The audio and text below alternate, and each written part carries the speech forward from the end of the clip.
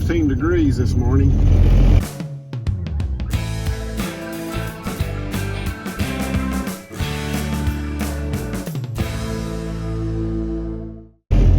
Heading to a second no heat call.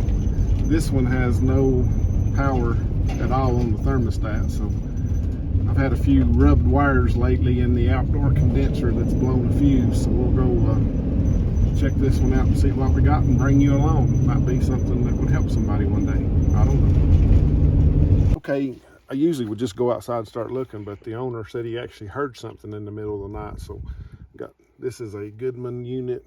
It's a Mana outside. Not sure who put it in. Obviously it's had some work done on it before, a lot of wires and stuff laying on top and doors not screwed on, but I'm going to open this up. But since he heard that noise, first thing I'm gonna do is check and see if we've got any juice over here in the disconnect.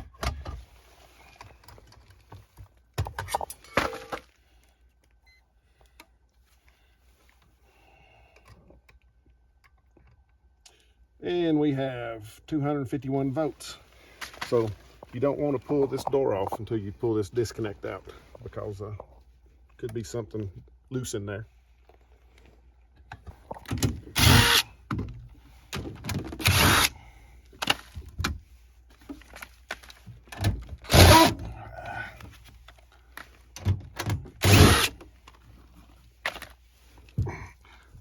If you're building one of these things, I always put an isolator under here so that it don't set on the doors. Ooh, that's off. Yeah, this is, kids, is why you unplug these things before you start. Goodness gracious. It's melted plumb into the case there.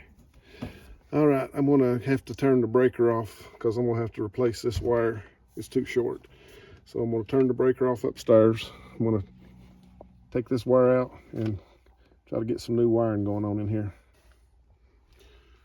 Okay, so the power's dead now, and we can kind of get a look in here and see what's happened. Of course, we've got these wires burned off. This used to be a wire nut.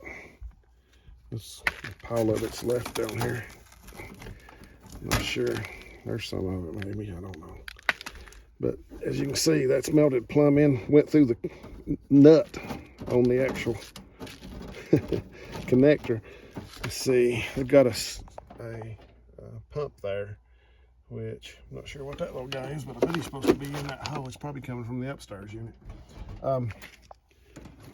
So they have wired in a pump, and they have put it on the ground. So that's not right. But I can't work on that today. He probably has a 115 volt pump. They make 230 volt pumps, but you'd still need to fuse it. But we're going to get the heat back on. We'll worry about that pump another time. They won't be using it right now. So I'm going to get started by cutting some of this stuff out of here and unhooking it. Okay, I'm getting the stuff unhooked from the old wire and get a better view of what went down here. One thing I noticed right away was this one wire was much longer than the other one, so it's probably happened before, and they shortened it up. Might have used the same wire nut when they did it, who knows. But basically, even if I stretch this over here, I ain't gonna have enough to get in there. So I'm gonna need a new piece of wire. Of course, I'm gonna replace this connector if I can get that old one chewed out of there. And of course, we'll be pulling it out of this disconnect here. I'll go ahead and get that tucked loose.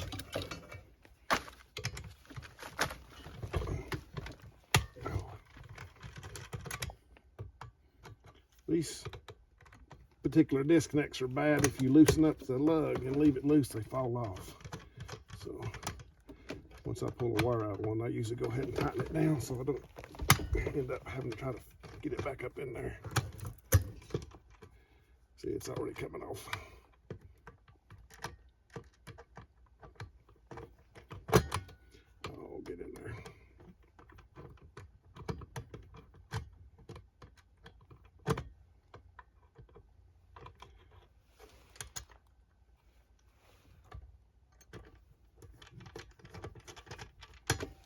All right, we got those two. We got a ground.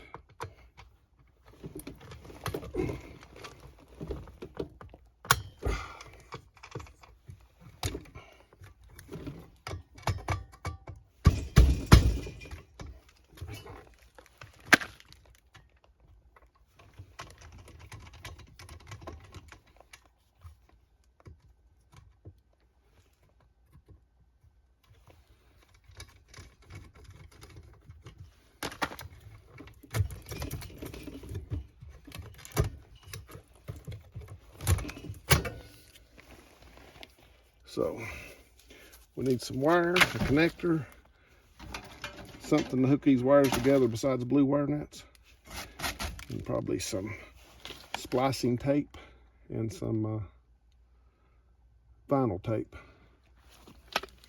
So I'll go to the truck and get that, and we'll get started. Okay, got a short piece of number 6 wire here. Took this old piece off, getting ready to hook it back into the disconnect. So I've just used the existing connector. I've hooked the ground up already, and I'm getting ready to put the two hots back up in the little lugs on this guy. You could do this without turning off the breaker, but I wouldn't recommend it. It's just too close in these little boxes. You did that getting your finger or wire or something touching, and then the breaker's going to trip anyway, and you're still going to have to go back out and turn it on. And you're blind because it's dark under here, and you get that welding arc, and you can't see nothing for 20 minutes. So we're going to get it hooked up in this end first, and then we'll go over and start on this end. I got both of these wires hooked up. Check tightness on everything though, because that's what caused that wire nut to melt, was a loose connection. It's been below freezing here for days and days, so the electric heat's really getting a workout, so you're getting a lot of amperage across these connections.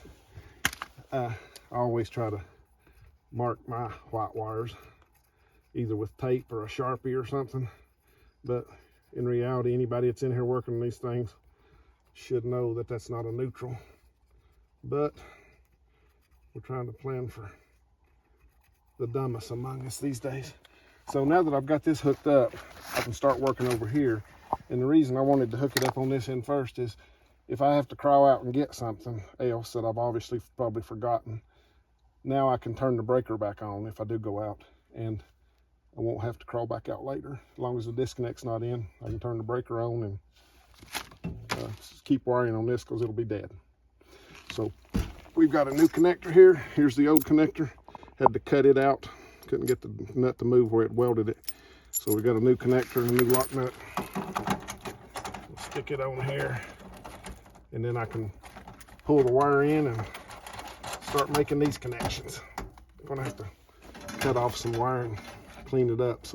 But we've got plenty of this wire, so we can bring it in a lot further than the old one was, and have plenty of room to make our splices. Okay, so we've got our wire run down here, and I didn't stretch it real tight, but I'm going to leave a lot inside the unit here too, in case you ever have an issue again. But getting it tightened up into our new connector. So now what we have to do is hook this back up to all these burn off wires in here, along with the wires that weren't burned off yet. So I'm going to clean these up, trace them out, make sure they're going to the right side and everything. But I mean, it was working until it blew up, so I'm sure it was probably right to start with. Okay, we don't want this to happen again, so we're not going to use these. What we're going to use, I just had one in my hand. Where did I lose it at? Well, they're about $5 or $10 a piece, but they're a lot better than wire nuts. This is like an inline splice connector that uses set screws, just like you would have on lugs, on circuit breakers, to connect 2 wires together, or multiple wires together in this case. So what we're going to do is we're going to run that into there. These have that nice little hole. They're made to mount, but you can tell that you're not going through too far, because you want the other wire to come through under the screw good as well. And I'm just snugging this up right now by holding it by hand. But when I get them both hooked up, I'll actually put a crescent wrench or a pair of pliers or something on this to where I can hold it and really torque them good. And then we'll have to tape them up. We'll use some self-vulcanizing splice tape first, and then we'll cover it up with some good vinyl electrical tape. Okay, now that we've got them started, I'm going to hold the fitting or the splice with a crescent wrench so I can really put some clamping power on these two, because you don't want a loose connection on these high amp situations. So that is our new splice rather than wire nut, and we're going to use some of this Electrical Products 600 volt max 3M splicing tape. It's got this cover on it. A lot of times it'll come off when you stretch on it some, but you need to get that off of there. It's kind of to keep it from sticking together, vulcanizing in the can there. But I'll get this stuff peeled off and we'll stretch it around there, and we'll get started on the ugly side. So we've got the splicing tape on, and like I say, it's kind of self-vulcanizing, but you want to cover it up with something because it's very sticky. So take this Scotch 33 and go round and round, and just make sure that it don't have any exposed metal edges, which we're going to make sure it's not touching anything on the inside either, but that's going to be a lot better connection than those blue wire nuts. So that's one side. Now we'll get started on the other side. We got to cut off all this mess here and get back to some good wire. Okay, so we got our 2 splices made here on our high voltage lines. I did not hook this pump back up. I'm going to tell him to, it's a plug-in 15 foot that way, so I'll either get him to get a new plug-in installed under here or a new outlet, or I'll just tell him to get a pump and a short, good extension cord, and we'll put it back in for him. But I'll do that another time. I'm gonna get his heat on and go to the next call. So I'm gonna go up and turn that breaker on and start it up. I was looking, I saw all these wires, and I thought, what in the world? And somebody had put a Mars motor on this thing, and at first I thought they had really screwed up because they had the neutral connected up here to one side of the neutral L2 connected to one side of the 220, and then down here I saw this wire with nothing on it, and it says 110 volt, 115 volt, and then there's another one right back there that says 230 volt. And then these are the speed taps. So normally what you would do is hook high voltage to this white one and that red one. And then you would pair these up with 24 volts to pick whichever speed you want. And of course they hadn't done that here. In this case, they hooked one of those speed taps right up to the high voltage on the other side. So I wondered if that was right. I mean, it's been working, but I Googled it, and apparently that motor can be set up as either PSC or ECM, but basically once you do it, it's done. So we're gonna leave it what it is. I am gonna tape the ends of these guys up to make sure they don't get into anything before I put the door on. Okay, the fan came on. As soon as I got the breaker back on, put the disconnect in, it's pulling 2.4 amps. It's calling for heat inside. I don't know what the thermostat is, if it calls for auxiliary immediately or not, but we don't have any yet, so I might let it run for just a minute. I can reach over and feel that coil and see if it's getting warm. I can't tell if the output side unit's on or not, but we'll give it a few minutes before we put, there we go. Here comes the emergency heat. So I think it's 65 in the house, set on 72. So this will start warming them up, and we'll make sure that the heat pump's working as well before we leave.